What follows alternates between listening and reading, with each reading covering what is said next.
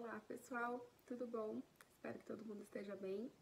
Bom, mais uma vez eu tô aqui para conversar com vocês. Para quem não assistiu o vídeo anterior, eu sou a Cibele, sou fundadora da Como Contar, um instituto que tem o objetivo de trabalhar a questão da prevenção da violência sexual e também o enfrentamento dela no Brasil. Bom, no vídeo anterior a gente falou um pouquinho, né, sobre o que é o abuso sexual, da onde ele vem, né? A gente desmistificou algumas coisas a respeito do abuso sexual. E aí a gente entendeu também um pouquinho, né, do cenário Brasil, em que momento que a gente está, dos números mesmo e do quadro do abuso sexual no país, e a necessidade do envolvimento de todo mundo para que a gente realmente consiga atacar esse problema e diminuir esses números e nos tornar um país mais seguro, principalmente para as nossas crianças e adolescentes. E aí, eu queria então começar conversando com vocês nesse vídeo a respeito de como que a gente observa então a criança, né? Como que a gente olha para ela, entende se está acontecendo algo ou não. Quais são as consequências do abuso sexual infantil? Então a gente falou um pouco do trauma em si, né, no vídeo anterior, mas é importante a gente entender em que nível que chega esse trauma, né? Quais são as consequências de curto e longo prazo na vida dessa pessoa que sofreu um abuso sexual na infância. E como que a gente fala a respeito, né? Então, como que a gente começa a conversar com essa criança, como que a gente começa a conversar com essa vítima, né? Em que fase que ela tá, como que a gente entende esse momento.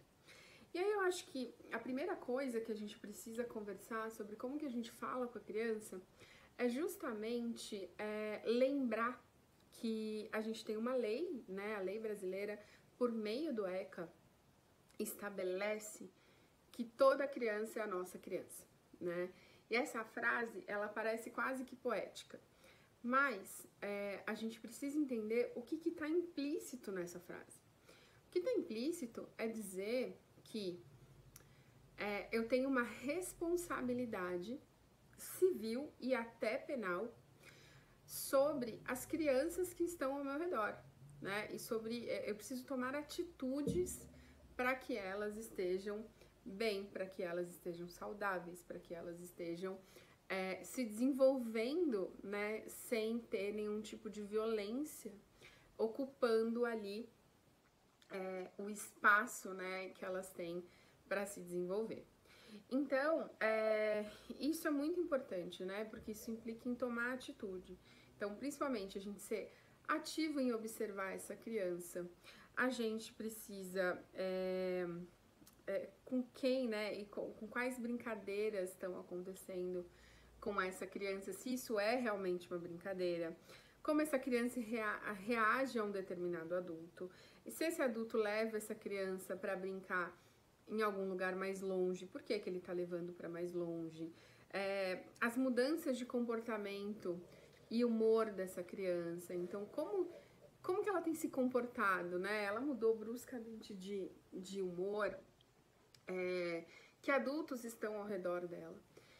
Isso é muito importante, porque quando a gente fala, né, sobre observar a criança, a gente está observando o que está acontecendo no mundo dela, né? A criança é um ser muito vulnerável, por isso que ela precisa de adultos ao redor, né, para ela sobreviver, para ela viver, para ela se desenvolver com qualidade.